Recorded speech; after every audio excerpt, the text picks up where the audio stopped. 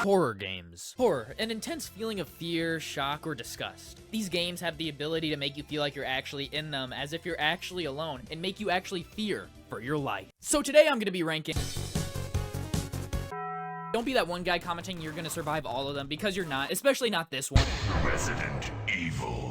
I'm going to be starting off with Resident Evil 7, where a hillbilly family with very dysfunctional issues just keeps chasing you and won't die. It's very reminiscent when you're watching a horror movie with like Jason Voorhees and they just won't stay dead. Yeah, multiply that by like 10 and that's the Baker family. So let's say you walk into the Baker family household, you're in their little Louisiana swamp house, you know, you're just chilling and oh, this guy comes charging at you. You find a gun, boom, boom, boom, you shoot him a few times and you feel pretty good about yourself, right? You're like, oh, I just murdered him. I'm good. I get to leave the house and oh my god, why is he standing back up? He treats you, the bullets, everything that's threatening to kill him like a minor inconvenience. He's just gonna go grab his shovel and he's gonna get to town. Town being this guy's face. But here's what particularly makes Resident Evil 7 nasty. I'm not talking about the house, I'm talking about the survivability. Obviously, the person that I just was talking about was Jack Baker. He's one of the main people, and I said one of. You have to deal with the rest of the Baker household. You have Jack Baker, the unstoppable force, Marguerite, who's just the weird bug lady she's just the bug lady, and then you have Lucas, who's, I'm pretty sure he's not even infected, he's just a psychopath. He's like if Jigsaw and Jesse Pinkman did a crossover. Mr. Baker. And then we have little side things, like the molded. We have the big molded, the small molded, the medium molded. The molded are like actual mold. They just kind of grow in damp, gross areas, and then they just become really big, and they chase you, and they block the exit of the basement so you can't even get through.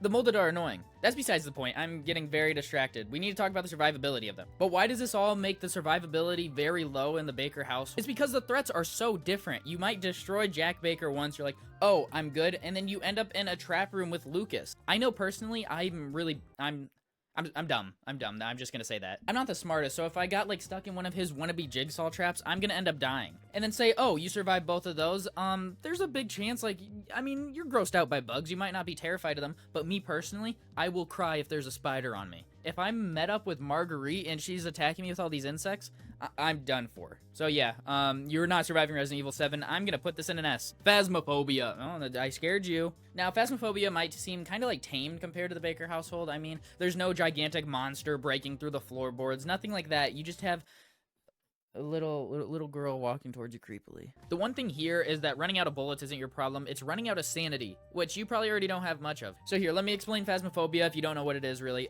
You're basically a budget ghost hunter. You got all your equipment from Clearance Rack and Radio Shack. You know, you're a little guy. You're just a little fish. I'm gonna talk about 3 of the biggest ghosts that I run into when I played Phasmophobia. So first I'm gonna talk about the Banshee. It's like that one person that's a little too friendly with you, then they start following you around, and then they start following you home. Yeah, that's the Banshee. They don't care about anything else besides you. They don't care about your equipment. They don't care about your friends. They're gonna be coming for you. And yes, I said friends. And if your friends are anything like mine, they're gonna be like, yeah, so I think the ghost actually only wants you, so have fun going in the house by yourself. Then we have the demon. Most of the other ghosts, they wait till your sanity drops a little bit. The demon, it's a demon.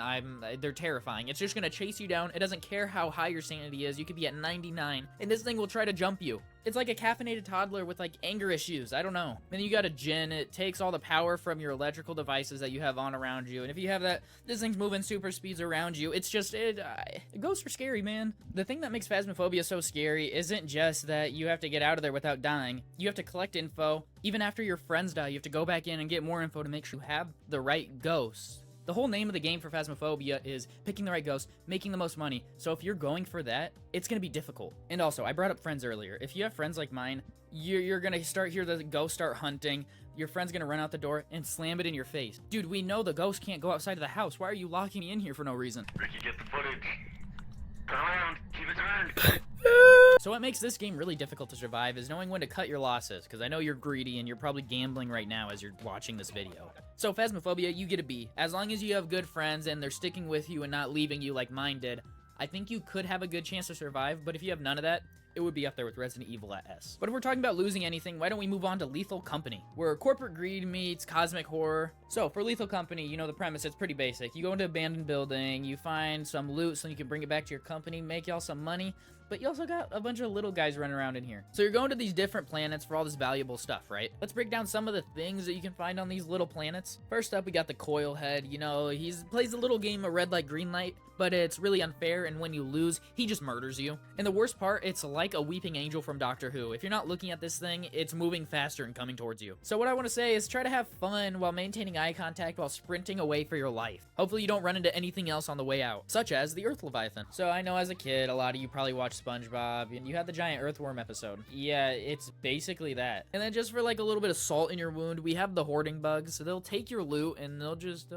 run off with it, you know? Oh, you accidentally drop your flashlight? Yeah, they're taking it and running off. What are you gonna do now? You're stuck in the dark. And Lethal Company is another one of those games, you know? You're supposed to be with your friends, you're supposed to be having fun, but your friends are pretty crappy when it comes to video game scenarios, and they're gonna throw you under the bus. In this game, you're gonna learn that very quickly, no matter who you're with. If this was real life, you would probably be used as monster bait. They're gonna use you so then they can get all the money. Teamwork is the name of the game, except when a life is on the line and your teammates don't want to die. Now I'm gonna do a smooth transition to the next. So Silent Hill 2. Silent Hill 2 isn't just about surviving monsters, it's about surviving against your own mental health. You have to try to survive this town during your own psychological torment because you, is this a spoiler alert? I don't know, I'll put a little warning. Okay, cool. Because you murdered your wife. You probably wouldn't have ended up here if you're not like this guy James, our main character. You know, he's not the greatest guy, but he's not the worst guy. It's complicated, you know, that sort of thing. So this is basically an F if you just don't be a crappy person, but I'm gonna explain why first. But let's say, hey, you did murder your wife, which you didn't actually, hopefully. Please don't do that. If you did, you're gonna meet up with people like Pyramid Head right here. Pyramid Head, you know, he kind of walks around with this big axe-looking thingy. I forget what it looks like, actually. Pop it up on screen. Yeah, that thing.